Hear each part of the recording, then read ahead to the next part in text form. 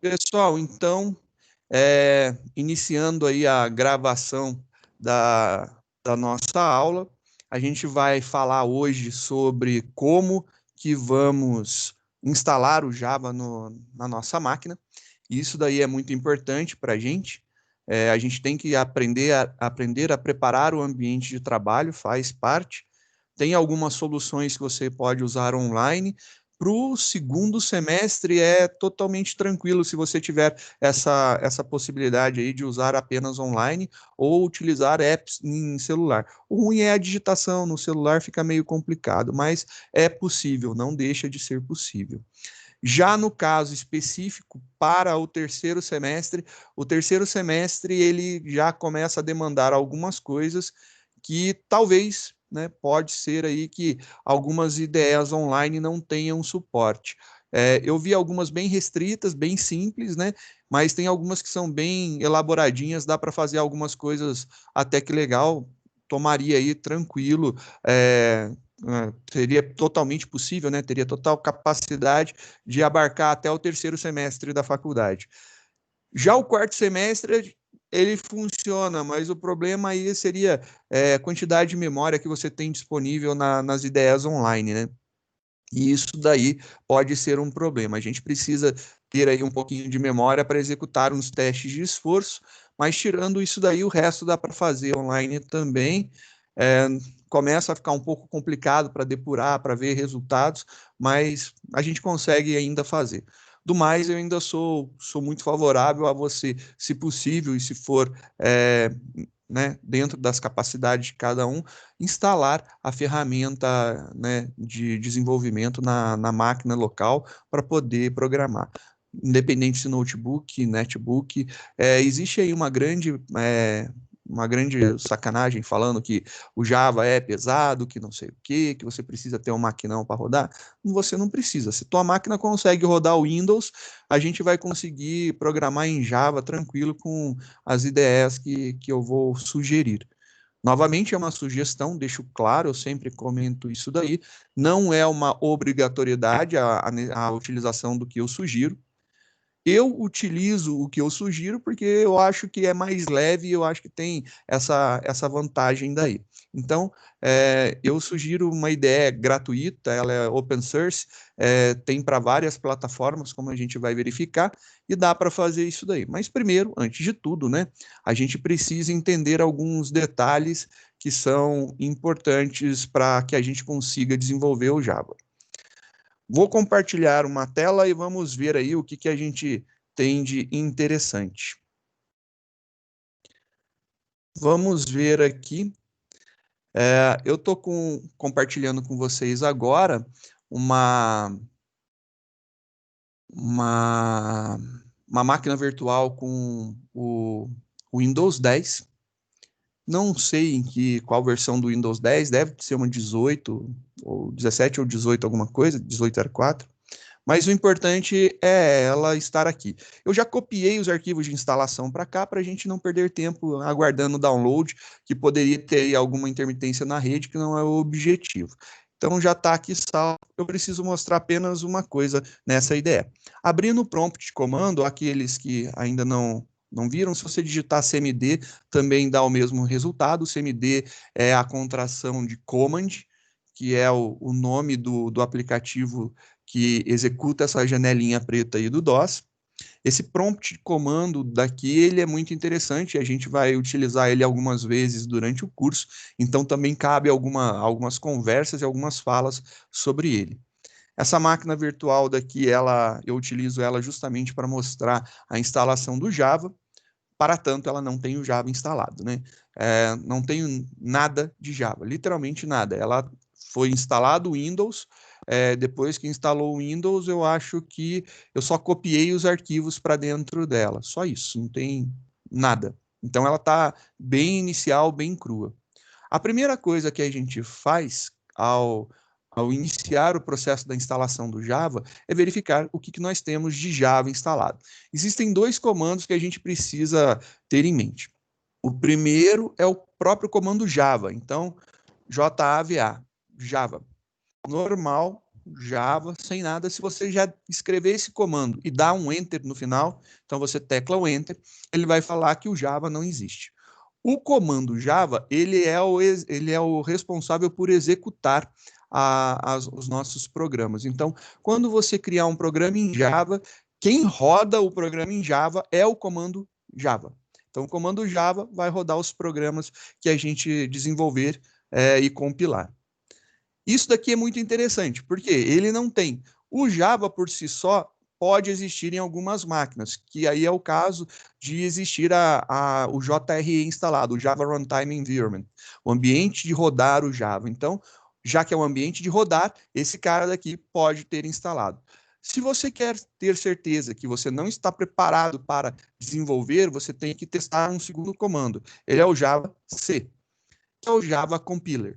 É o compilador do Java. Esse cara daqui é o responsável por pegar o nosso código-fonte, fazer a análise sintática dele e gerar o bytecode para a gente, o código objeto. Então, se esse cara tiver instalado, o de cima, teoricamente, deveria estar funcionando. Então, se o primeiro não funcionou, muito provavelmente o de baixo não funcionará, salvo algum problema de ter deletado, corrompido, né? Mas isso daqui é importante. Normalmente, nas condições normais de operação, se você digitar Java, pode ser que apareça alguma coisa, se você tiver o JRE instalado, e se você pegar e digitar Java C e não aparecer nada, quer dizer que você não tem o JDK instalado, que é o kit de desenvolvimento do Java. Verificando, eu também não tenho instalado nessa máquina daqui. E isso daí é algo muito importante para a gente poder entender. Não há nenhum Java instalado e a gente precisa instalar o Java. Como que eu posso obter? Eu disponibilizo no Dropbox da disciplina alguns arquivos em ferramentas que é para você poder fazer a instalação do Java. Mas eu deixo as versões estáveis e as versões mais comuns disponíveis lá. Mas se você quiser pegar do site oficial, a gente vai ver isso agora, como que você pode fazer. Então, eu vou parar esse compartilhamento, eu vou para um outro navegador, porque esse aqui está com o Internet Explorer desatualizado, não vai ser legal navegar, e aí daqui a pouco a gente retoma nessa máquina novamente.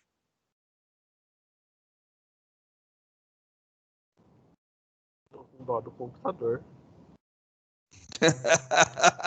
Tá rodando 2 máquinas virtuais e tá gritando aqui. Faz parte, faz parte. Eu só aguento uma. E olha lá, né? É assim mesmo agora, mas eu preparei essa máquina para isso. Ela foi pensada para essa solução, né? Vou compartilhar aí com vocês. Se eu tiver o Java instalado, algum problema? Não tem problema nenhum. Esse é o objetivo, tá? Estar com ele instalado, entendeu? Eu estou utilizando o Edge na versão baseada em Chrome, né? Ele é um navegador mais leve, pode ser qualquer outro, não tem problema. Recomendo ficar aí dentro dos navegadores atualizados, né? Vamos pesquisar o que nos interessa. Eu quero pesquisar o Java. Então, se você quiser instalar Java e você pesquisar Java, muito provavelmente você vai cair em uma consulta muito bacana que existe lá um Java barra vertical Oracle. Aí você vê lá java.com em português do Brasil. Aí você fala, oba, eu vou nesse site. E aí o que acontece? Você vai ser direcionado para o site de instalação do Java. Muito legal. Porém, isso daqui é justamente a instalação do JRE, o ambiente de rodar o Java. Ele vai preparar para que você rode o Java. Então, isso daqui é uma coisa importante de ser vista. Tem que tomar cuidado que o Java ele é mantido pela Oracle, você pode ver que é mantido lá pela Oracle, o site oficial é da Oracle, e aí você vai lá no site do Java e vai fazer o download, e isso aqui não vai dar certo para você. Não vai funcionar, porque ele vai fazer o download do JRE. O JRE só serve para rodar os nossos programas em Java, ele não serve para compilar, não é para o desenvolvimento. Então, para fazer a pesquisa correta, eu aconselho vocês pesquisarem por JDK, então Java Development Kit, o kit de desenvolvimento do Java. Se você pesquisar por JDK, você já vai cair direto, normalmente, né, no site do Java SE. O Java SE é o Standard Edition, a edição padrão para desenvolvimento. Ele não contempla, por exemplo, a parte web do Java, mas para a gente é mais do que suficiente, daí já faz um bom serviço e a gente consegue fazer bastante coisa. Se você for no Java, ele vai te mostrar aqui que vou clicar no link em cima e a gente vai conversando. O objetivo é mostrar as possibilidades, né? Se você clicar no link padrão, que é o oracle.com/java/technologies/java SE downloads, você vai ser redirecionado para um site bonitinho, aonde você vai ter aqui a versão 14 do Java. E essa versão 14 do Java é a última versão. Eu, pessoalmente, eu tenho algumas opiniões. Quem convive comigo sabe delas e entende o porquê que eu opto por elas. Normalmente, eu opto pelas versões de maior tempo de suporte. Então, os famosos LTS, Long Time Support. Então, é bem interessante você não pegar a última versão do Java SE 14 e pegar o Java SE 11, que é LTS. Se você tiver ou quiser, você pode baixar a versão do Java 8. Até a versão 8 para a gente é totalmente interessante, vale muito a pena e a gente vai conseguir trabalhar. Existe aí nas versões, né? Cada versão vem com alguma implementação, alguma modificação. A versão 8 ela é um divisor de água. Então, a gente tem algumas versões bem emblemáticas, né? A versão 6 do Java foi uma versão muito interessante, que tem muito sistema rodando ainda na versão 6. A versão 7, que veio substituindo, também ficou por um grande tempo aí e implementou muitas funcionalidades que a versão 6 não tinha. A versão 8 teve aí a implementação de lambdas e algumas coisas a mais que são bem interessantes para a gente começar o desenvolvimento. E, obviamente, teve as outras versões, mas a que está rodando atualmente é a versão 11, e a versão 11 ela é bem interessante para que a gente possa trabalhar, porque ela é mais atualizada, tem mais coisas que foram implementadas dentro da linguagem, várias correções, principalmente de segurança e de performance, que vale toda essa utilização. Se você optar pelo Java 14, eu não acho ruim. Pessoalmente, eu não gosto de utilizar as versões recentes que são lançadas, porque elas têm algumas possibilidades de ter alguns bugzinhos, e são aqueles bugs que a gente tem que fazer algumas soluções técnicas de baixo custo, né? Vulgo gambiarra, para fazer funcionar alguma coisa e sair da dor de cabeça desnecessária. Então, eu opto por não utilizar. Eu, Cristóvão, opto. Se quiser instalar, vai dar o mesmo resultado no final para a gente, para o que a gente vai fazer. Eu recomendaria, então, a utilização da versão 11. Então, a versão 11, ela tem 2 arquivos para download, e aí é o JDK Download e o Documentation Download. Vou clicar em cada um deles para mostrar os links, né? Que ele não é um download automático, né? Você não vai clicar e já vai começar a baixar, ele vai para uma página específica. Então, quando você clicar, ele vai lá para uma página específica e embaixo você vai ter lá o que você quer, o que você precisa para poder fazer download. O Java ele funciona em várias plataformas, então você pode ver que ele tem lá as plataformas Linux, tem as plataformas do OS X, Solaris. OS são os Macs da vida, né? Solaris são as baseadas no sistema Spark da Solaris, e tem as versões Windows. Uma coisa interessante é que, se você perceber aqui, se você estiver rodando um sistema que não seja 64 bits, você não consegue instalar a versão 11, e aí você vai ter que cair para a versão 8. A versão 8 se mantém justamente por causa da compatibilidade com 32 bits ainda permanecer. Existe aí uma grande, né, força da natureza que vai fazer com que os 32 bits em algum momento deixem de existir, e aí você vai começar a ter que procurar as versões mais antigas das ferramentas para poder utilizar. E isso daí é comum acontecer. Você pode ver, por exemplo, que tem locais que ainda usam o Windows XP. Se eu não estou enganado, na Inglaterra ou no Reino Unido, né, eles utilizam o Windows XP, E eles têm um acordo com a Microsoft, aonde eles pagaram uma boa grana para a Microsoft continuar dando suporte, porque os sistemas que eles têm desenvolvidos, que funcionam em XP, não funcionam nas novas versões do Windows. E o custo para eles poderem migrar isso daí ainda é muito alto, eles estão fazendo e o tempo é muito grande de desenvolvimento. Então, valeu a pena o investimento deles, né, em pagar lá para a Microsoft continuar dando suporte. Então, Mas no são caso casos deles, específicos. compensa mais pagar para manter do que desenvolver de novo? Então, eles têm que pagar, porque o negócio vai parar, você não vai conseguir desenvolver da noite para o dia, né? É, Isso aí é o realmente. grande problema. Quando a gente está falando de sistemas pequenos, é uma coisa muito tranquila. Você consegue migrar rapidamente, em questão de pouco tempo, você consegue refazer, reconstruir um sistema, principalmente se você já tem uma base, né? Já tem toda a regra de negócio desenhada, toda a parte de base de dados feita. O problema é quando você tem que migrar a ferramenta toda e é uma ferramenta grande, né? Reconstruir ferramentas grandes, grandes sistemas, é bem complicado. Tanto é que eu sempre falo, e as pessoas acham engraçado, mas existem muitos sistemas em VB6 e existem muitos sistemas também desenvolvidos em Delphi que continuam aí.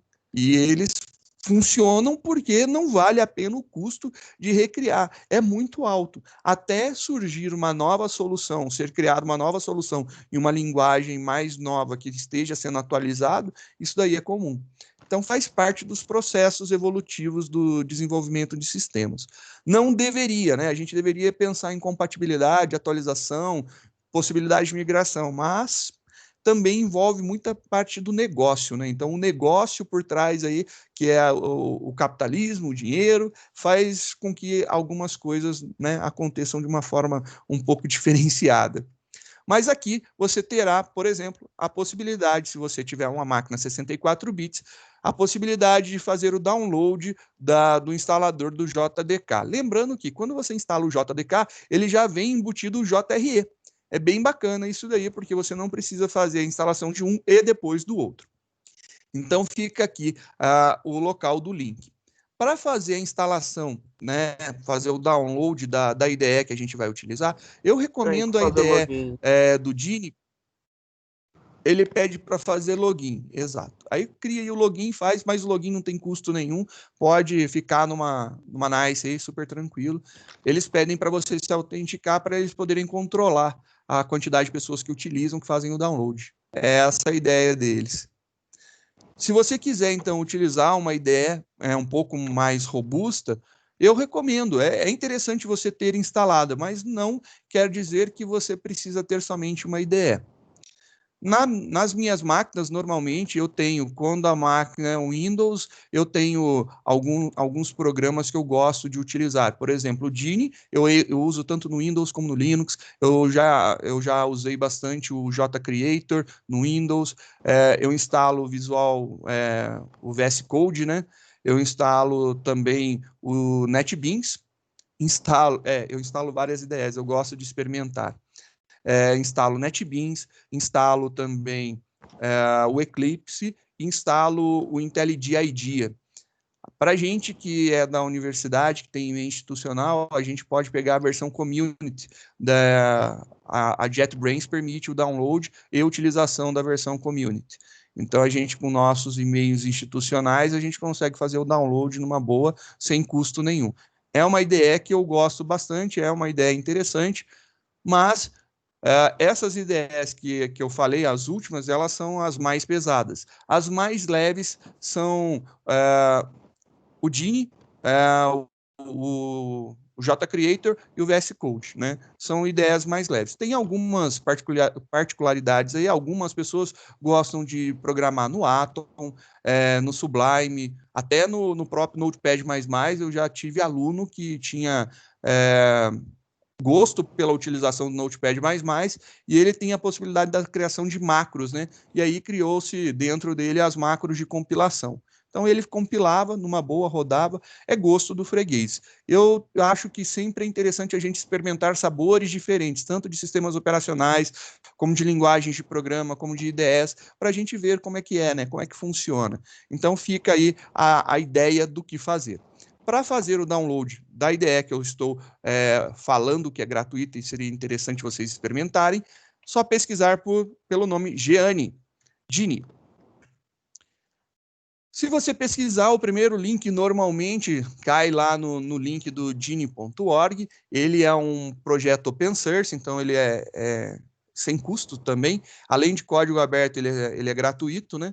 Então você pode entrar no site e você vai poder fazer o download dele. A versão que a gente está utilizando é a 1.36. Aqui eu também disponibilizo para download no Dropbox da disciplina. Então você pode clicar aqui, fazer o download numa boa.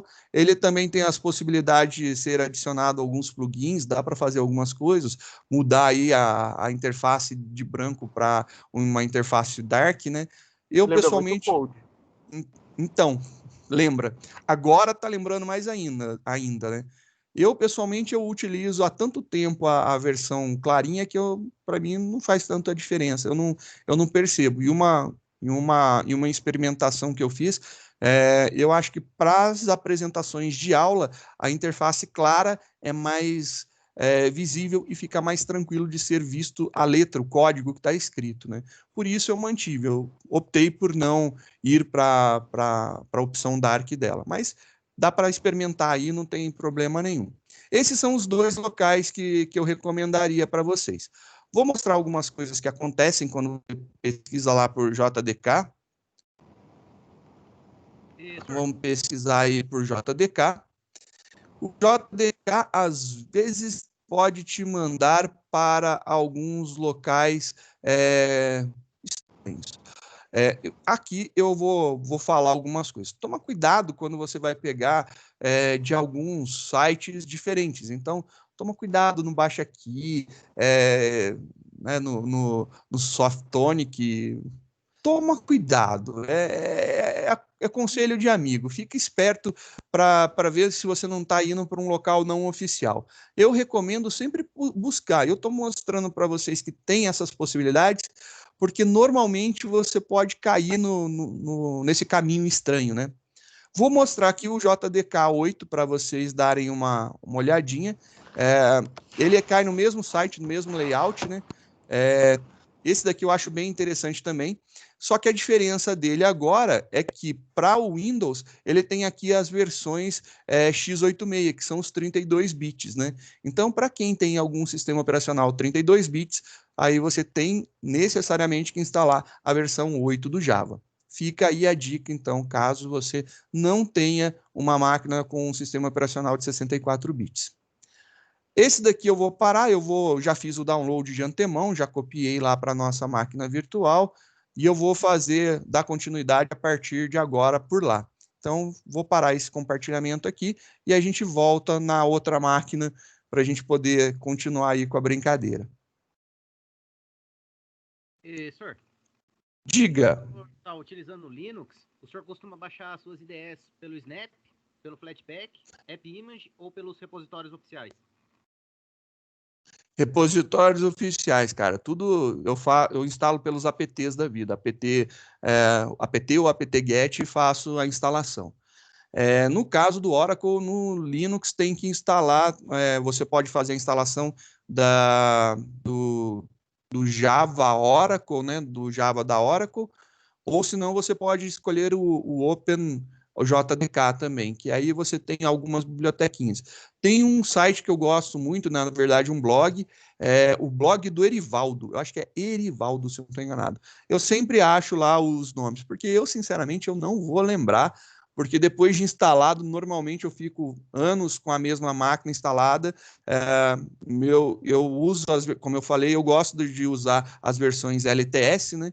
As versões LTS, elas têm aí suporte de 5 anos, então normalmente eu pego um ano depois e ainda tenho 4 anos aí para ficar com os programas rodando e eu gosto bastante. Eu não sou muito fã dos snaps, eu acho que Snap facilita a vida, mas ele fica criando lá aquelas unidades virtuais e aí é uma sacola na hora que você vai dar um comando DF. Eu uso muito o terminal e manipulo muito a parte não gráfica do sistema operacional e acaba me enchendo a paciência, porque você teria um resultado que seriam poucas linhas, você tem um resultado gigante porque cada aplicação que você instala, ele vai criar um usuário novo, porque já vem empacotado tudo bonitinho, né, para funcionar. Mas é questão de gosto, eu não sou contra a utilização. Eu, Cristóvão, opto por, sempre que eu puder, não utilizar. Eu prefiro instalar, eu sou ainda da fase dos BSDs, né, se eu puder baixar o fonte, compilar, eu prefiro. Então, assim, quem me acompanha aí, quem tem meu contato no WhatsApp, viu aí a minha comemoração do dia do aniversário do Linux, né? Como que se faz? Você entrega os ingredientes e fala, compila aí e faz o teu bolo. Compila, entrega tudo, fala aí, compila aí, faz o teu bolo de aniversário, né? É bem nessa daí. Por isso, pessoalmente, eu não gosto de utilizar essas versões empacotadas.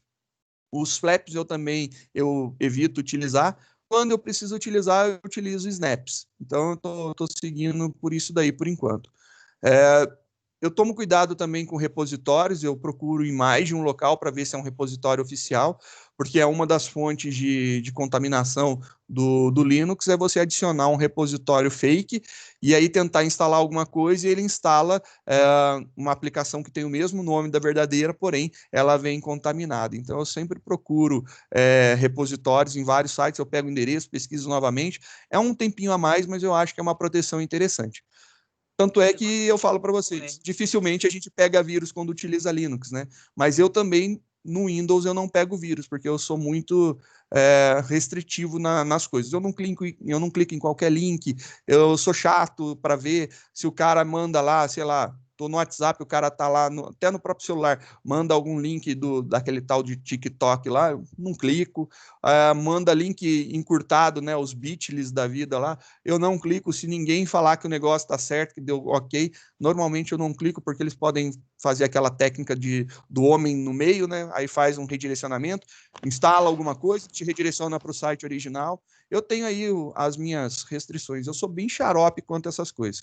Tanto é que eu tenho uma máquina na FEG que eu utilizo, ela tem o mesmo sistema operacional instalado há 11 anos. Nunca foi reinstalado. Pegou vírus? Claro que pegou, é máquina Windows XP, pegar vírus pegou, mas removi, reconfigurei e está tudo funcionando. E roda até hoje. Então Nossa, eu tenho essas tipo aquelas características. mensagens que o pessoal envia de promoção toda, aí depois passa uns 15 minutos e vem, não, gente, foi mal, é vírus. Cara, eu sou muito contra ver isso daí, mandar, eu não distribuo. Para distribuir, para mandar uma mensagem para você, primeiro eu pesquiso, eu tenho isso daí, porque afinal de contas eu administro rede, então eu recebo os e-mails, eu vou pesquisar para ver se é real ou não. E aí eu tenho que mandar e-mail para todo mundo novamente, olha, pessoal, a mensagem que foi enviada é falsa, né? Então eu tomo muito cuidado para não ser o propagador, porque fica feio, né? Fazer isso daí. Então é um cuidado que eu tenho e eu gosto muito de tomar esse cuidado. Vou compartilhar aqui com vocês para a gente poder ver nossa telinha do Windows 10. Então, por que eu deixei o Windows 10? Antes eu fazia do Windows 7, do Windows 8.1, pelo amor de Deus, 8 não, né? E do Windows 10. Mas hoje, se tiver uma pessoa utilizando o Windows 7, é muito, né? São raras as pessoas. Quem utiliza o Windows 8 ou 8, não é o 8.1, ou o Windows Vista, pelo amor de Deus, né? Repensa a sua vida, né? Migra do Vista para qualquer outro sistema operacional, migra do 8 para o 8.1 se for o caso. Mas toma cuidado com esses daí, que eles são complicadinhos. Vamos lá, então. A gente tem agora aí as duas ferramentas. Eu vou abrir um Explorer para a gente visualizar em forma de arquivo, não somente eu dos uso o nomes, Windows né? 9, o mais original.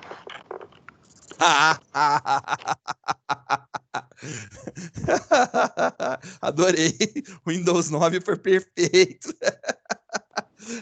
O mais Ainda vão original que tem, acreditar. professor, nem tem vírus. Vão acreditar nisso ainda, né?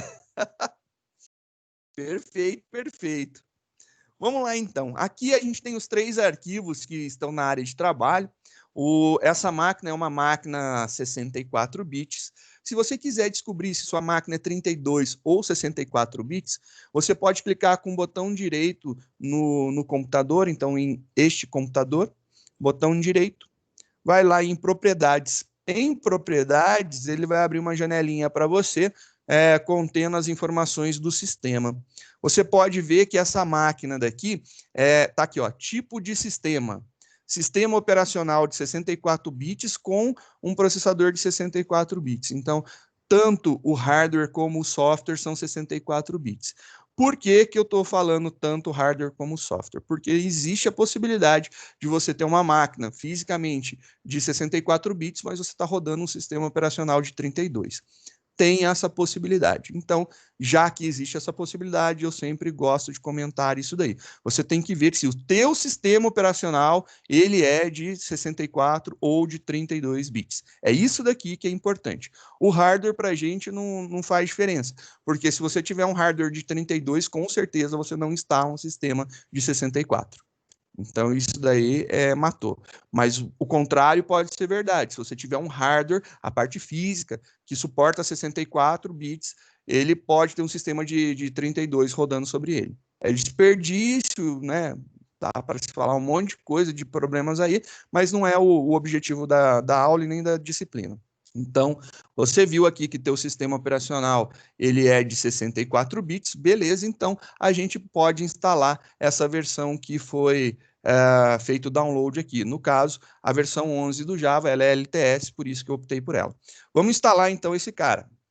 A instalação dele é padrãozão Windows, né? Next, Next, Finish. Não tem nenhuma novidade de ter que parar, fazer algum passo mirabolante para que dê continuidade, né? E aí a gente vai ter que esperar, porque uma máquina com menos memória vai demorar um pouquinho mais, mas ele vai. Ele funciona assim. E aí, desculpa, né? Eu tive a sorte de ter a instalação da atualização do Windows rodando hoje. Ele começa a instalação e ele vai falar para você que ele vai instalar na tua máquina o kit de desenvolvimento do Java SE.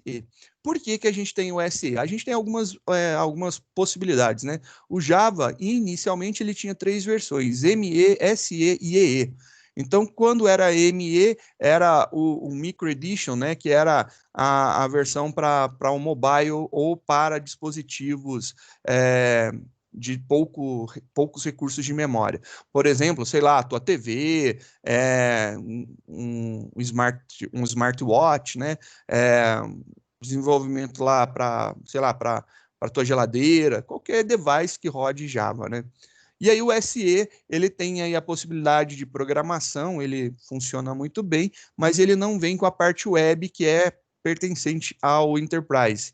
Então o Enterprise o EE é a parte de desenvolvimento web. Como o nosso foco inicialmente nessa disciplina é a gente estudar a linguagem, aprender a linguagem, a gente não vai ainda pensar em nada desse tipo por enquanto.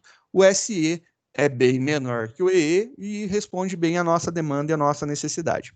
É só dar aí os nexts da vida, ele vai te ofertar aí as ferramentas de desenvolvimento e código-fonte, se você quiser, e aí você vai aguardar a instalação. É isso daí, vamos aguardar a instalação. Diferente dos vídeos no YouTube, a gente vai aguardar porque está sendo ao vivo isso daqui. Louco, não vai cortar não para ser mais rápido? Boa, né? Bem que podia. Depois eu edito lá. Então, pessoal, agora eu dei uma pausinha aqui enquanto instala, né? Pô, já acelerei o processo não fazendo download. Mas a instalação só a máquina instalando Java, atualizando o outro Windows. Ah, aguenta, cara, vai lá. Editando aí. Tá sim. Mas funciona numa boa, tá aí. A instalação foi concluída. Beleza. A instalação concluída, eu vou só minimizar aqui por enquanto. Se você pegar agora e no prompt que estava aberto, você digitar lá o Java, ele vai continuar não aparecendo e o Java C, ele vai também continuar não aparecendo. Uma possibilidade é você fecha essa janela e você abre de novo para que ela possa ser recarregada. Então já tenho ali, pronto. Vamos testar novamente. Java. E aí você vê que ele demorou um pouquinho mais. Por que que existe essa demora na primeira vez que você digita o comando Java? Porque ele vai subir em memória a Java Virtual Machine. Então ele precisa fazer isso daí. A primeira vez sempre é mais complicada, né? Então, literalmente, ele vai precisar subir a Java Virtual Machine em memória, e aí isso daí é o processo que demora um pouquinho. Quando eu digitei Java, ele já deu aqui agora as opções do comando Java. Então, o meu comando Java já funciona. Eu já estou apto a rodar, né, qualquer aplicação Java aqui, já é funcional. Tudo bonitinho lá instalado. JRE, ok, funcionando com sucesso. Então, você fala assim, beleza, já está funcionando? Não, vamos testar o Java compilador, Java C. Aí você vai lá, dá um Java C, e aí, ó lá, bonitinho. Esse aqui deu a sorte de funcionar. Pode ser que ele não funcione. E aí o não funcionar é um problema. Quando ele não funciona, quando ele diz que esse cara daqui não foi encontrado, a gente tem que fazer o seguinte. A gente volta lá no nosso explorador de arquivos. Vou lá no nosso explorador de arquivos. Java, viu? Então, Java não, fecha a janela e abre de novo. Provavelmente você não fechou o prompt de comando, reinicia, reinicia não, roda ele somente Java C não. Professor, pode ser também, eu vou compartilhar minha experiência aqui, que eu já tinha deixado instalado já desde a semana passada. Há alguns computadores Windows que ele não coloca o path automaticamente como variável de ambiente global. Aí 99% dos casos. É o que a gente vai fazer agora. Então demorou então. É isso que estão falando com você aí, Felipe. O senhor vai ensinar. A gente vai fazer exatamente agora isso daí.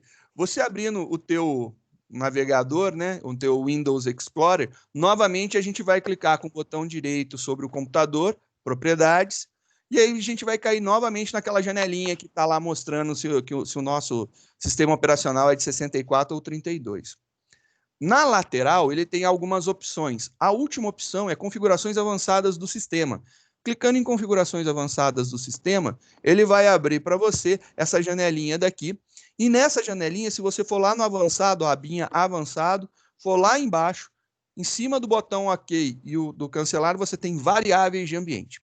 As variáveis de ambiente são algumas variáveis do sistema operacional. Você tem que lembrar que o sistema operacional, na verdade, ele é um conjunto de programas, que, se é um conjunto de programas, ele também pode ter as suas próprias variáveis. E aí, é isso daí que é muito importante a gente dar uma olhada. Você tem aqui em cima as variáveis que são do usuário, então são as variáveis que o usuário tem dele, e você tem aqui as variáveis que são comuns a todos os usuários, ou seja, as variáveis que são pertencentes ao sistema operacional.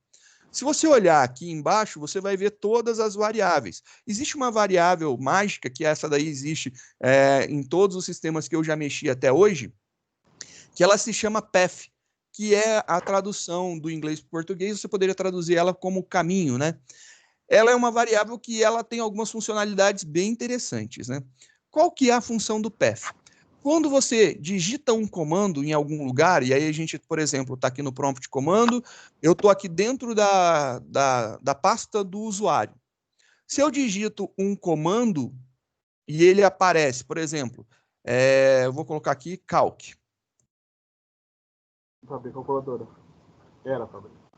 Ele abre a calculadora. Aqui a minha versão é bem mais restrita. Ele vai tentar fazer alguma coisa. Ele vai abrir. Mas como que ele identificou isso daqui?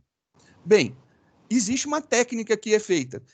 Se você der uma olhada, se a gente listar dentro desse diretório, você vai ver que não vai ter nenhum arquivo executável, né? Não tem nenhum .exe aqui, e você pode ver que não existe nenhum calc. Mas como que ele descobriu aonde está esse calc daí? Ele descobriu através do path. O path é a variável que guarda os caminhos aonde ele vai procurar os executáveis. Então, quando você digita um comando e ele não existe dentro da pasta atual, ele vai olhar nas pastas do path. Então, vou editar esse cara daqui para a gente dar uma olhadinha. Olha lá. Você tem algumas pastas que são comuns. Está aqui, ó. São essas daqui. Então, essas pastinhas daqui, então, são endereços, e essas daqui ainda são algumas variáveis do sistema. Então, porcentagem, system root, porcentagem. Isso daqui é uma variável que ele utiliza, então, dentro do system root, ele vai devolver o caminho da raiz do sistema para a gente. E nesse caso específico da instalação, essa instalação, ele conseguiu colocar o caminho aqui do nosso path. Ele tem lá um Java path. Se isso daqui não apareceu, não vai funcionar para você. Existem algumas possibilidades que aí eu vou falar de duas formas. Eu vou falar primeiro da forma rápida, que eu comumente Melhor uso coisa. e normalmente não me dá trabalho, não me dá problema, e depois eu vou falar da forma com que você poderia estar utilizando isso aqui mais padronizado, mais harmônico, mais bonitinho, né? Vamos fazer então o seguinte, eu vou lá no meu Windows Explorer novamente. Então, vou lá no meu Windows Explorer. Dentro do computador, eu vou lá na minha unidade de disco local C. Nela vai ter lá arquivos de programas. Clicando em arquivos de programas, você vai ver lá Java. Dentro de Java, você vai ter lá JDK. Alguns que já tiverem a Java Runtime, o Java Runtime Environment instalado, deve ter aqui JDK e JRE. A gente vai no JDK. Clicando no JDK, você vai ver aqui todo o conteúdo da pasta. Existe uma pasta chamada bin. Bin é de binário. Binários são os bin é uma herança do mundo Unix, né?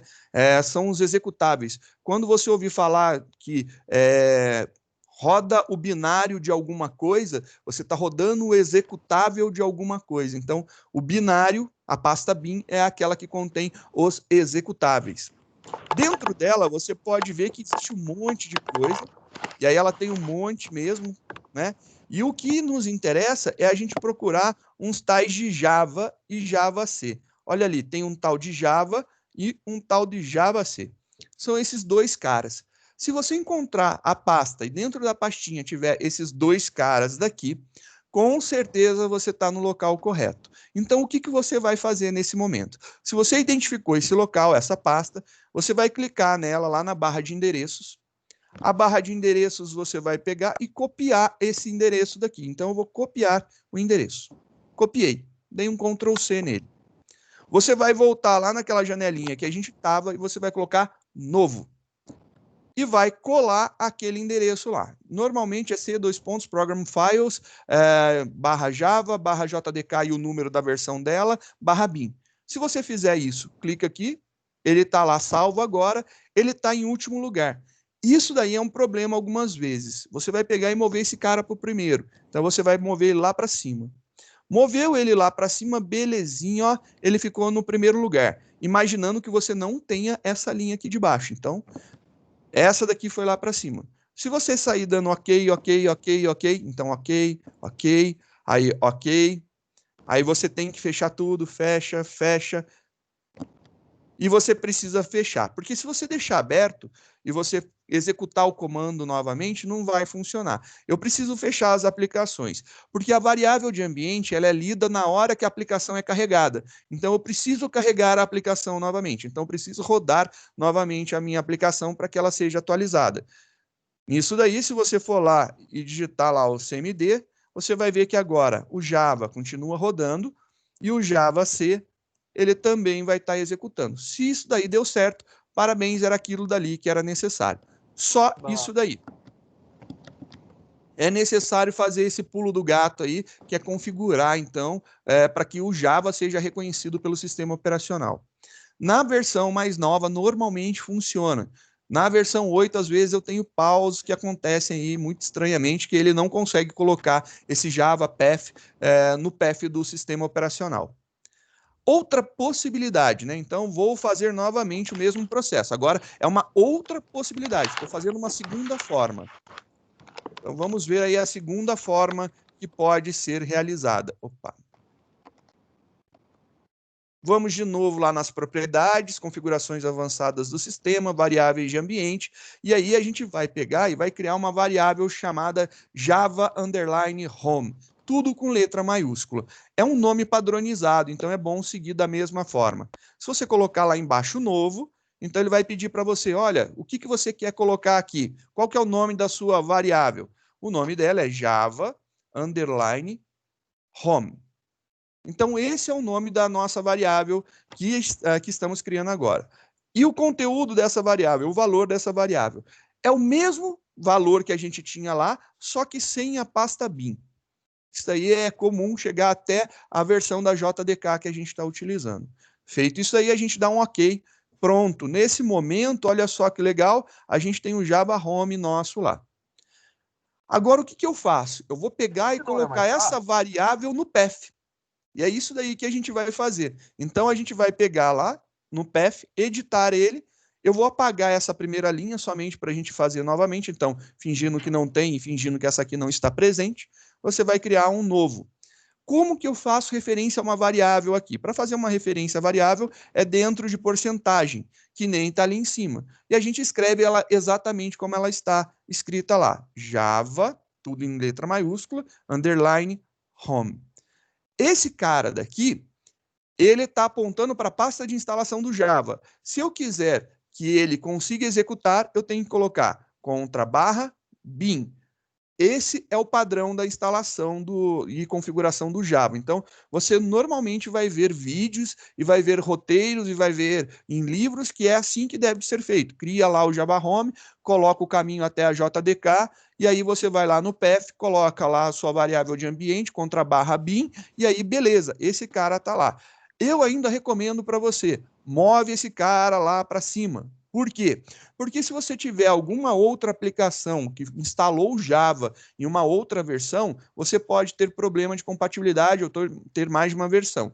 É normal você ter mais de uma versão instalada. Então, você pode querer experimentar a 8, a 11 e a 14. E você quer alternar entre elas. Instala as 3. Vão ficar em pastas separadas.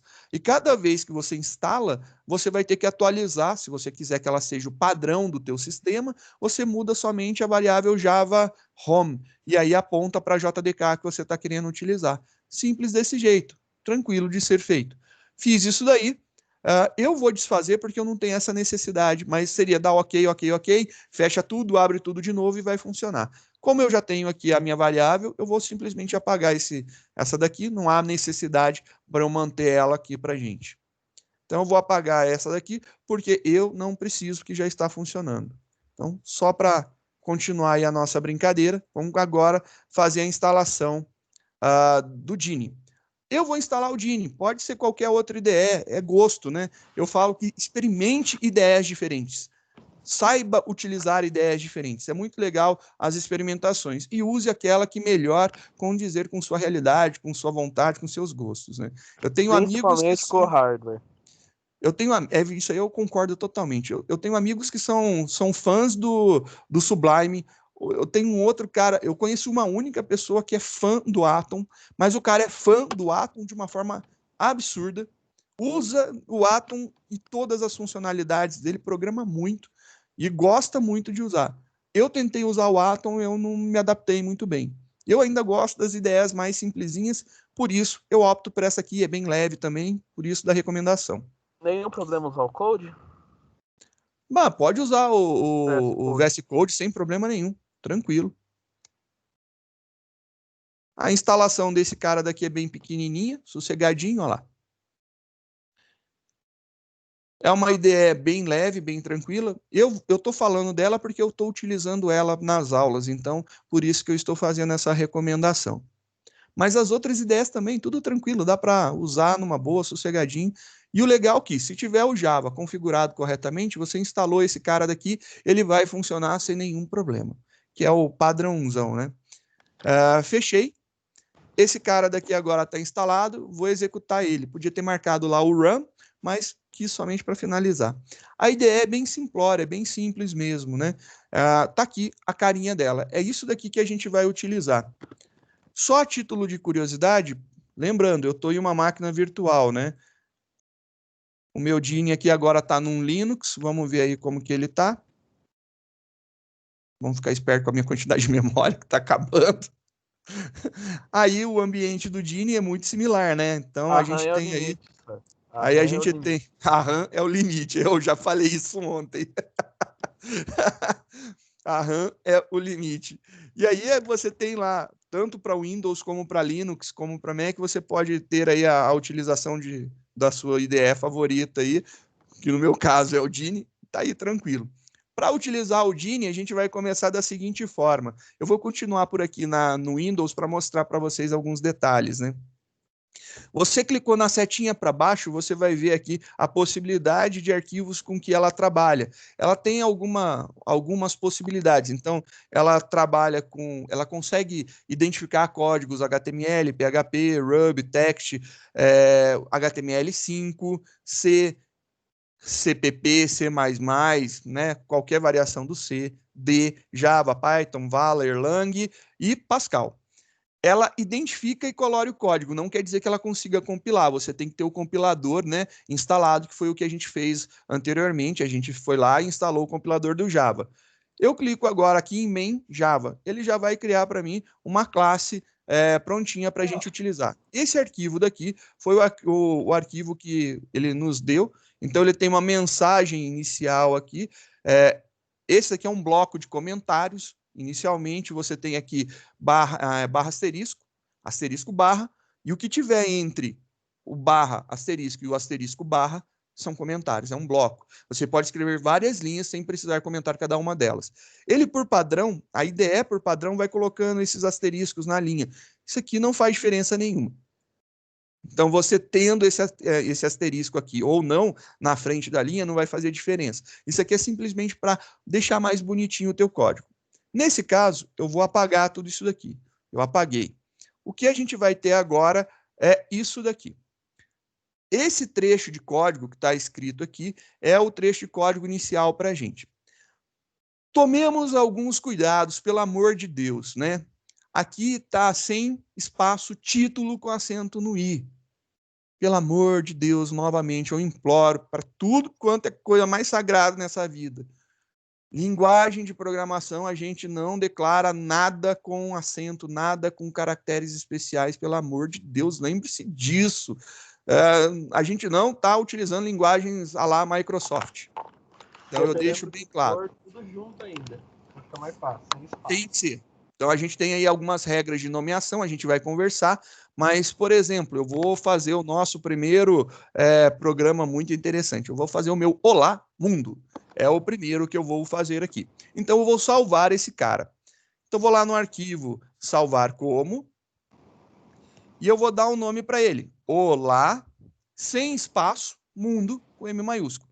Então, eu coloquei o O maiúsculo e o M maiúsculo, que foram as minhas opções. Eu estou salvando na pasta do usuário, beleza? Só para ficar mais fácil da gente identificar isso daqui. Então, na pastinha do usuário, aquela uma que está aberta lá no prompt de comando, eu salvei esse cara. Beleza, salvei esse cara. Uma das regras do Java é, quando eu tenho uma classe que é pública, então aqui eu tenho public class, eu preciso colocar o nome do arquivo. Então, eu vou repetir aqui, ó. Olá, mundo. Professor, diga. Como é que é para salvar? Seria o nome do arquivo .java, né? .java. Ele ficou aqui em cima, ó, você pode visualizar olá mundo.java e a nossa classe ficou olá mundo sem o .java. Tá ali. É isso daí que a gente precisa. Feito isso daqui, é o nosso primeiro programa que não vai ter nenhuma saída, mas ele é funcional. A gente tem um botão de compilar, ou se não, se você vier aqui no construir, você vai ter a opção de compilar ou apertando F8 no teclado. Tanto faz, ele vai compilar esse programa. E após compilar o programa, você vai ter o executar. Então, a gente vai ter aqui embaixo a opção de executar ou pressionando F5 nessa IDE. Ele joga num prompt de comando a saída. E ele, depois da execução, ele fica aguardando que a gente pressione alguma tecla para continuar. Então, a minha execução foi finalizada com retorno 0, ou seja, não teve nenhum erro, porém não teve nada, porque exatamente o meu programa não está fazendo nada. E isso daí é verdade, ele não tem nada, ele simplesmente tem um método lá principal e não faz mais nada.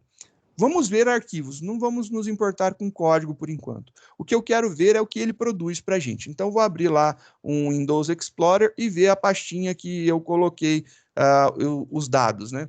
Eu coloquei na pastinha do usuário, né? Então, vamos lá na pastinha do usuário.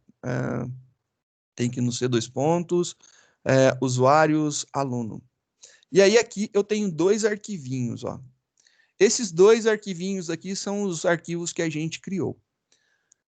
Vamos entender o que é cada um desses arquivos. O primeiro aqui, o último, né? Não o primeiro, o último, ele é o olamundo.java. Ele é o nosso arquivo que a gente tem a nossa linguagem Java escrita.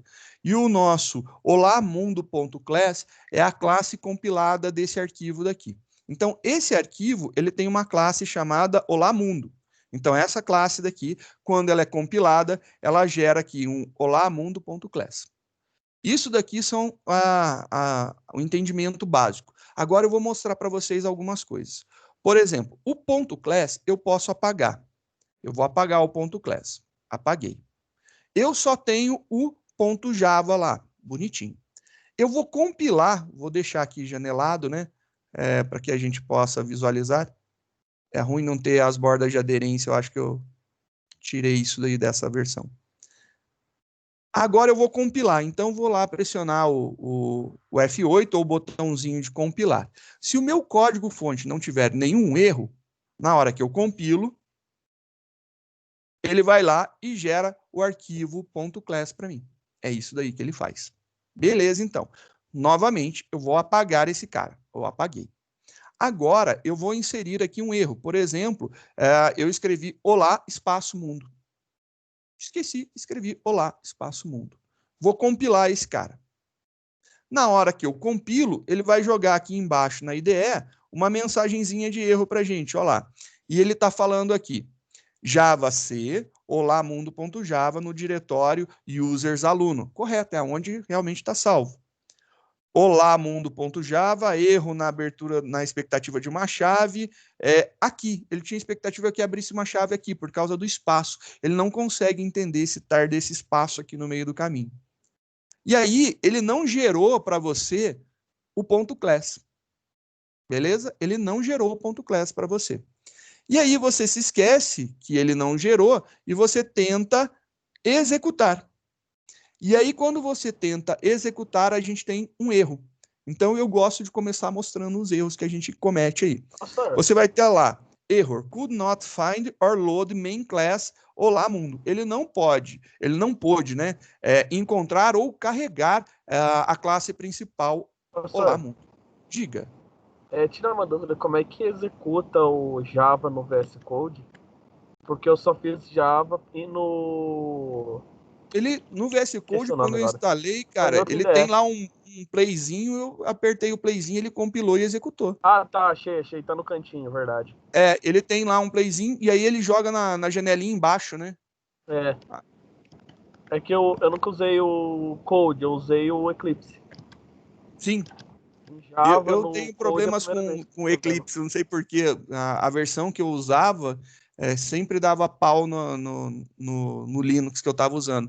E aí eu comecei a utilizar o NetBeans, aí a faculdade, em acordo com os vários professores, porque o pessoal do laboratório estava instalando muitas IDEs, todo mundo chegou num acordo de instalar o NetBeans.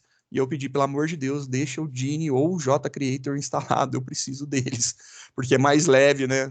Em máquinas dos laboratórios, a gente precisa de uma idezinha mais simples.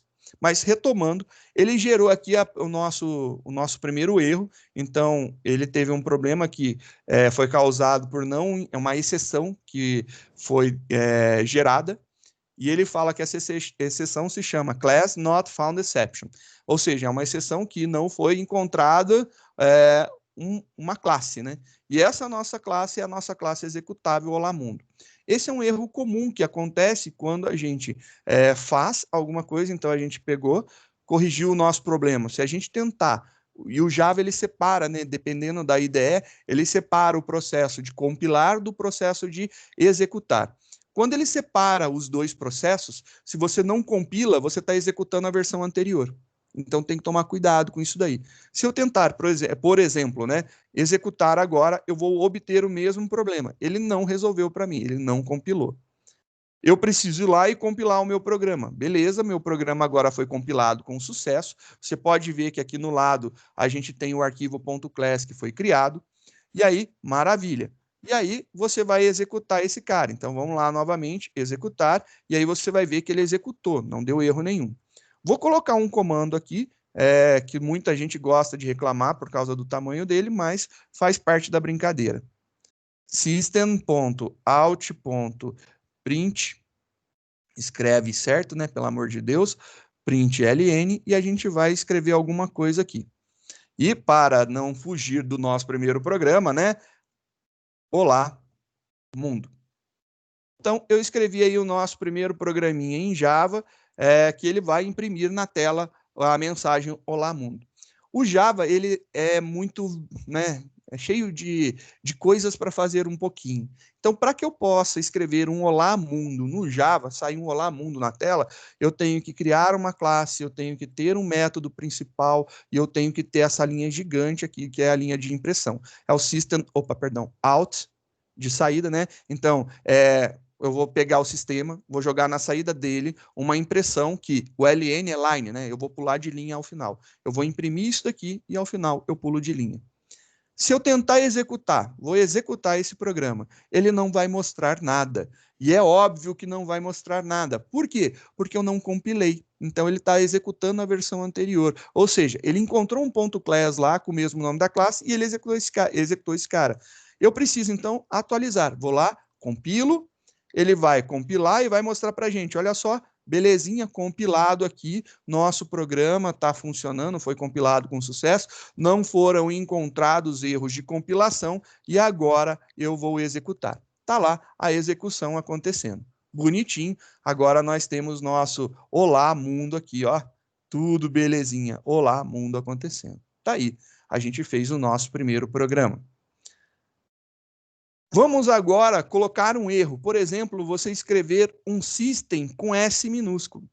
E aí, por quê? O Java, ele é case sensitive. Ele diferencia letras maiúsculas de letras minúsculas. Então, quando eu escrevo alguma coisa com letra maiúscula, ele vai identificar aquilo ali, se for correto. Se eu escrever a mesma coisa que deveria, mas com letra minúscula, ele não identifica mais. A partir desse momento, você vai ver aqui que eu coloquei um S minúsculo, né? Eu vou compilar o meu programa. Ele vai dizer que ele não conseguiu encontrar o pacote system, ele não sabe o que é isso.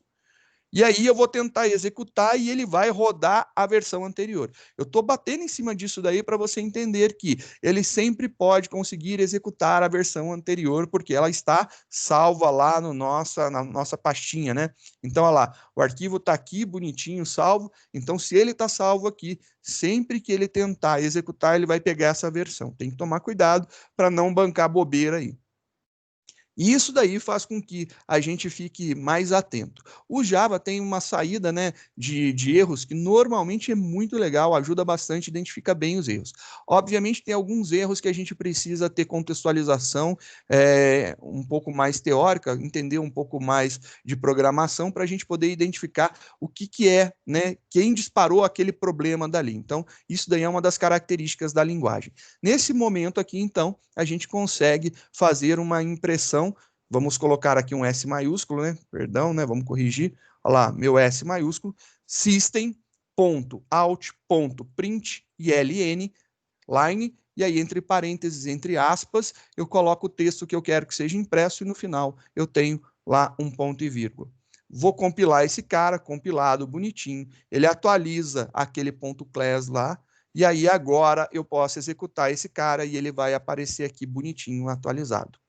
Vamos entender um pouco do que está acontecendo aqui, né? Deixa eu só tirar essa janela de mensagem. Vamos falar agora sobre o programa que a gente está visualizando, as partes que compõem ele. Assim como num programa em linguagem C, a gente precisa ter um método principal, né? A gente precisa ter um método main ou uma função principal para que o nosso programa seja executável. Se nós não tivermos o método main, tanto na linguagem C como na linguagem Java, nós não temos um programa executável. Ou seja, é um programa, ele funciona, porém ele não roda no sistema operacional. Ele precisa que outro chame ele de alguma forma.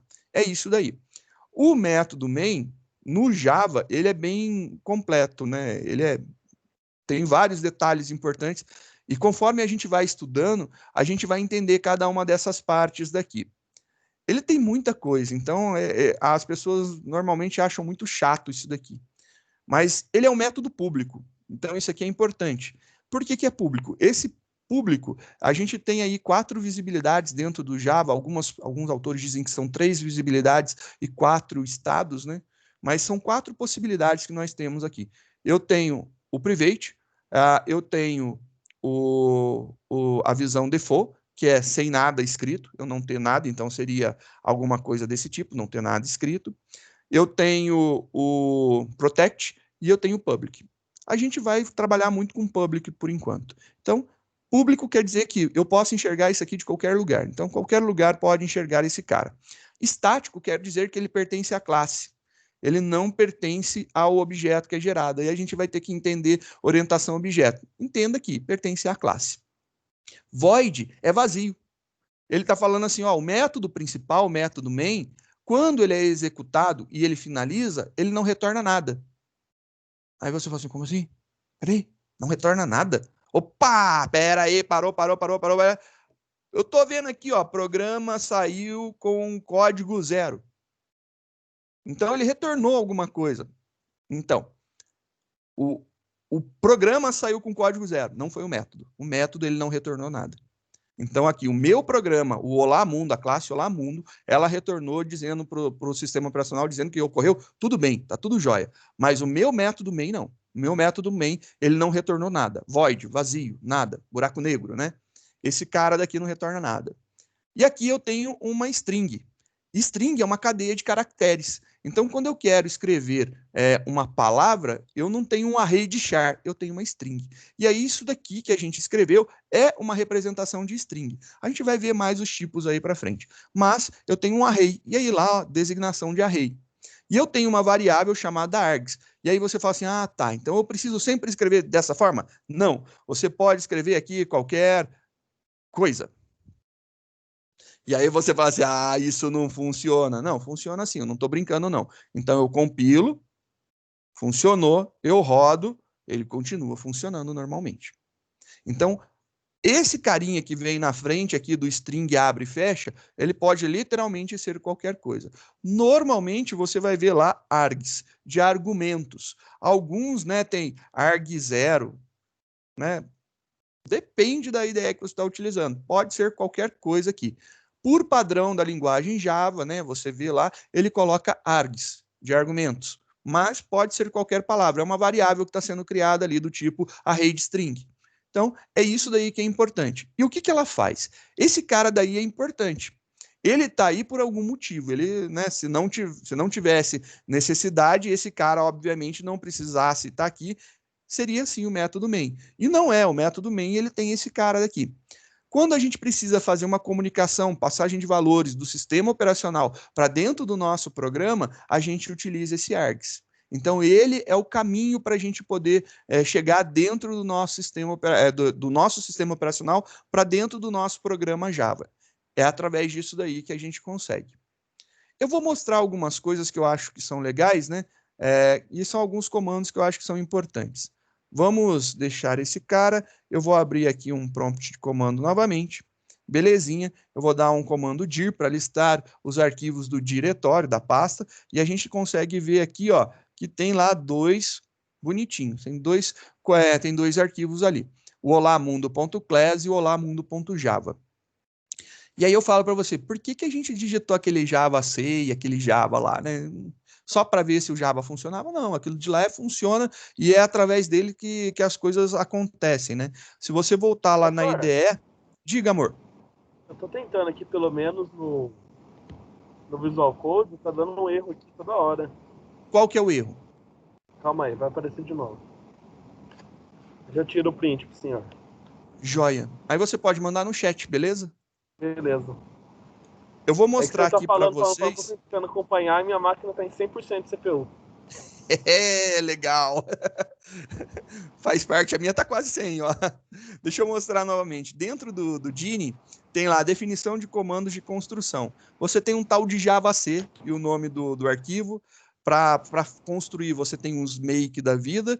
E aí, se você for lembrar desse ponto O, você fala assim, ponto O? Porque o make é para fazer a link edição, né, a construção dos arquivos .c, né? Você tem lá, se fosse linguagem C, você geraria um compilado .o. E o executar do Java é o Java e o nome do arquivo. É isso daqui que a gente tem. Então, a gente usa tanto Java C como Java realmente. Então, vamos entender o que a gente está usando, né? Eu vou pegar e vou mostrar para vocês e vamos ver isso daqui acontecendo. Para tanto, eu vou apagar aqui, ó, o olamundo.class. Eu apaguei ele. Então, apaguei esse cara. Só tenho o ponto .java. O ponto .java é o nosso arquivo fonte. Então, se eu mostrar de novo, né, se eu listar novamente, se eu der um comando dir, você vai ver lá que agora eu só tenho o olamundo.java. Esse daí é o nosso arquivo fonte Java. Para que eu possa gerar o ponto .class, eu preciso compilar esse cara. O processo de compilação é feito da seguinte forma: Java, C de compilador, espaço. Agora eu vou escrever o nome do arquivo que tem o meu código fonte Java com a extensão. Então, é olamundo.java. É esse cara daí. Então, o que eu estou fazendo é compilando esse cara daqui. Eu quero que seja feita uma análise semântica de tudo que está escrito, para ver se eu não escrevi nada de errado, e ele vai fazer mais algumas análises, se tudo estiver certo, ele vai gerar o código objeto para a gente, né? O bytecode, no formato do ponto .class. Pois não? Meu computador tinha morrido aí. O que isso daí que você chegou? Esse daqui eu estou compilando agora, eu apaguei o ponto .class, né? E eu vou compilar o nosso arquivo fonte para gerar o ponto .class novamente, para a gente ver na mão como é que funciona. O comando para que a gente faça isso daí é javac, é o compilador do Java, espaço, e o nome do nosso arquivo que contém o código Java, que é o olamundo.java, que é o nome dele. Se eu der Enter nesse comando daqui,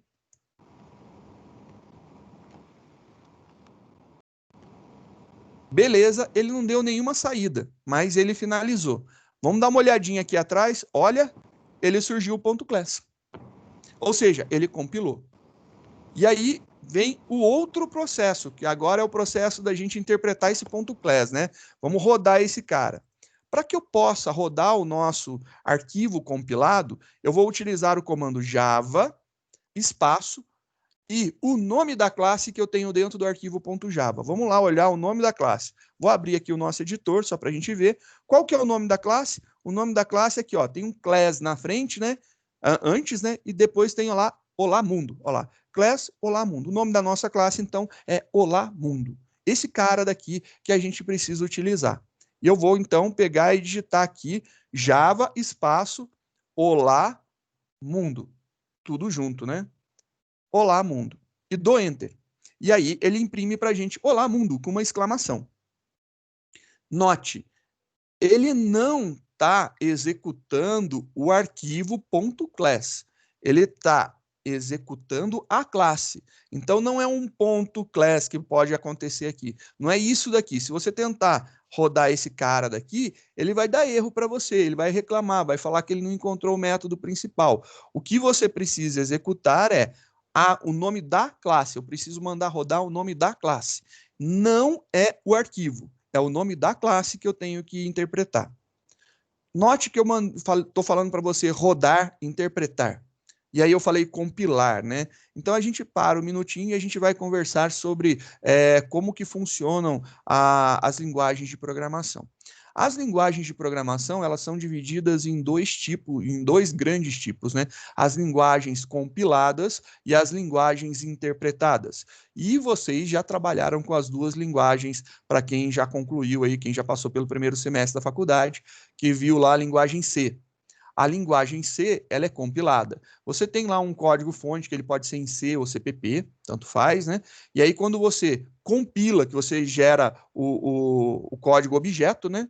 Você gera um nome do arquivo .o, de object, né? De objeto. E aí, quando você pega e dá um construir, um make, né? Você vai criar o binário, o executável dele. Então, você vai construir, se for no Windows, ele vai colocar a extensão .exe. Se for no Linux, ele vai ter somente o nome do arquivo com permissão de execução. Então, se você tivesse um olamundo.c e você compilasse na linguagem C, ele iria te gerar um compilado chamado olamundo.o.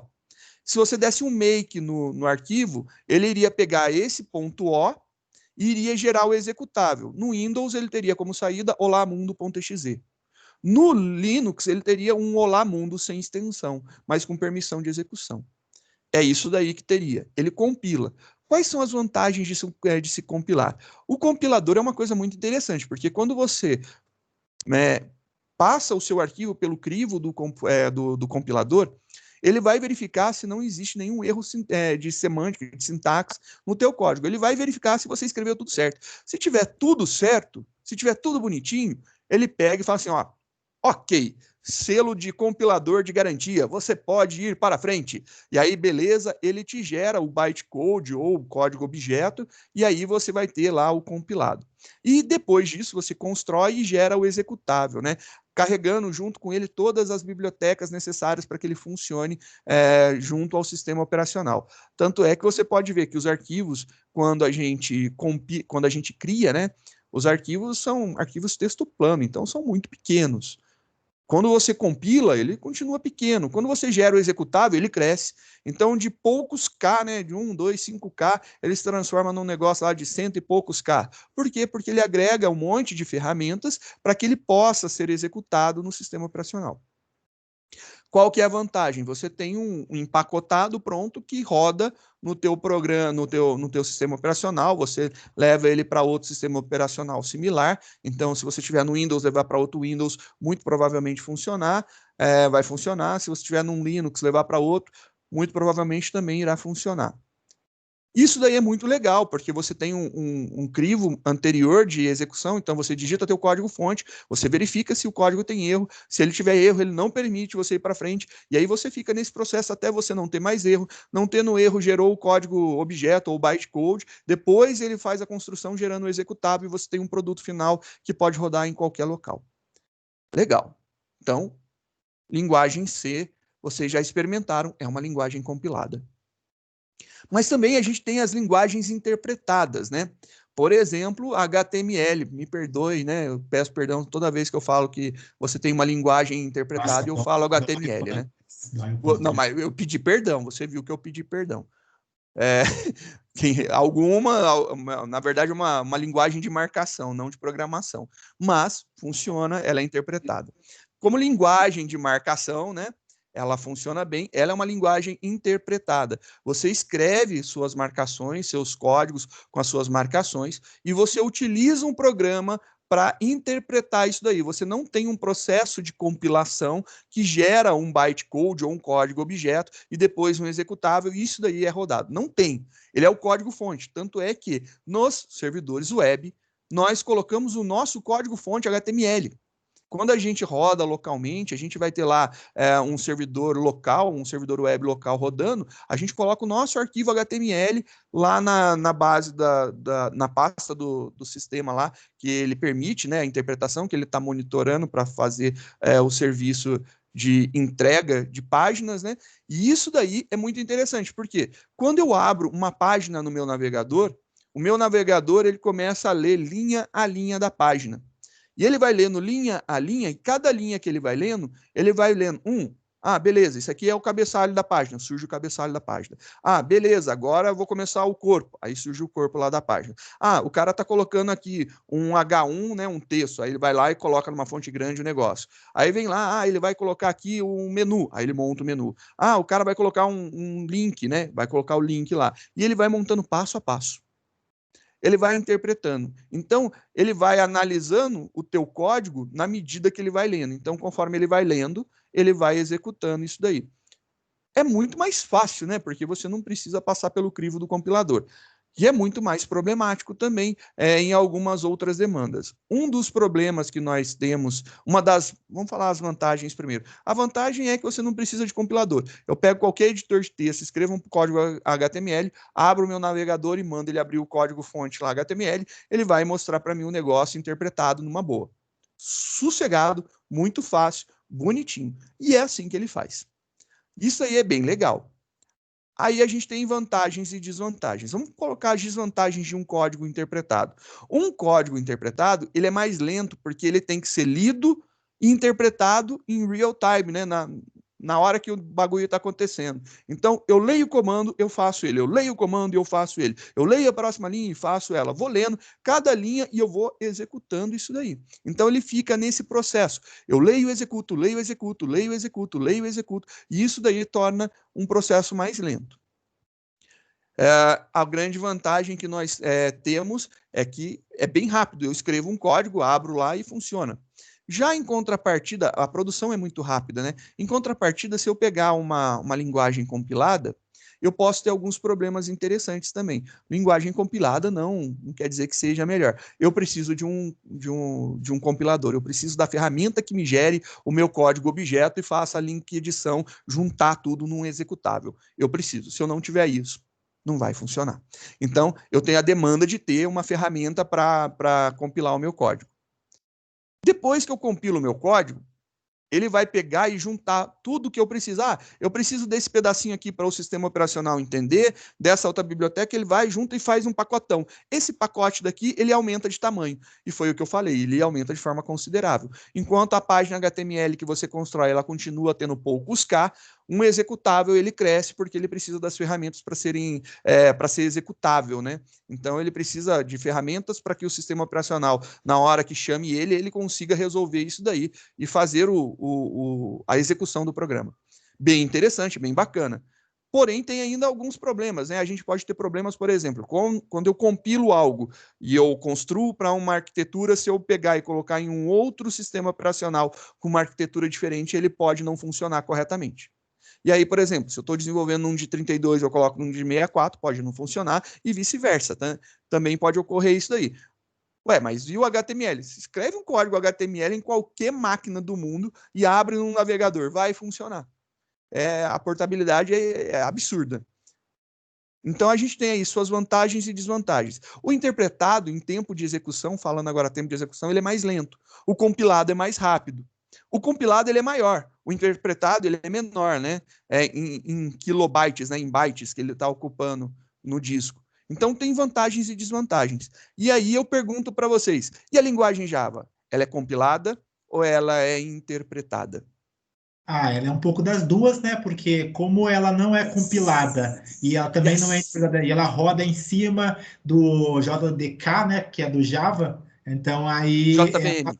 JVM, isso, que é uma máquina virtual, ela usa uma Sim. máquina virtual, então daí ela acaba sendo interpretada. Então ela usa a performance, ela usa a performance da compilada e também usa a interpretação, um pouco da interpretação que é da linguagem interpretada. Ela usa um pouco das duas. Perfeito, é isso mesmo. Ela faz um pouco dos dois. Ela compila o código, né? O código fonte .java ele é compilado e ele gera um bytecode. E esse bytecode daí é um bytecode específico para a Java Virtual Machine interpretar. E aí ele interpreta, ele não compila mais novamente, ele não faz a link edição, ele não gera um exe. Tanto é que você pode olhar aqui, né? Eu vou mostrar aqui. Aonde eu tenho um executável? Eu não tenho executável. Se você tentar clicar nesse cara daqui, ele vai perguntar: o que você deseja fazer com esse negócio daqui? Eu não tenho quem execute um ponto .class. Ué, mas executou o ponto .class. Você interpretou o ponto .class. Você pode traduzir o comando Java como sendo o seu navegador e o Olá Mundo sendo o seu arquivo HTML. É basicamente isso daí que a gente está fazendo. Então, existe essa característica muito interessante da linguagem, que ela é compilada, a gente passa pelo processo de compilação, tanto é que aqui a gente pode ver, né? A gente compilou. A partir do momento que a gente compilou, ele gerou esse arquivo daqui .class, então ele gerou um código objeto, ou um bytecode, né? Compilado. E agora, quando eu mando rodar a minha classe, aí eu mando a minha classe rodar aqui, vou tentar rodar a minha classe, ele vai interpretar a classe a partir do arquivo .class dela. Ele interpreta, ele vai ler esse arquivo linha a linha e vai executando. Então, a gente tem vantagens e desvantagens. Ele não é tão lento quanto o interpretado 100%, porque ele tem um código otimizado, né? O compilador do Java prepara um bytecode mais otimizado para a Java Virtual Machine poder rodar.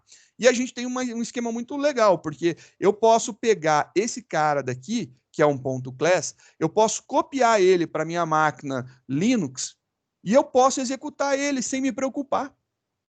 Por quê? Porque quem executa não é o sistema operacional, ele não foi compilado para o meu sistema operacional, ele foi compilado para ser interpretado pela minha Java Virtual Machine. E a Java Virtual Machine, ela segue algumas regras bem interessantes. Qual que é a regra dela? Ela tem um conjunto de instruções, então ela tem um monte de regras, e qualquer um pode escrever uma Java Virtual Machine. Se ele pegar essas regras aí, eu posso fazer lá o Cristóvão Virtual Machine.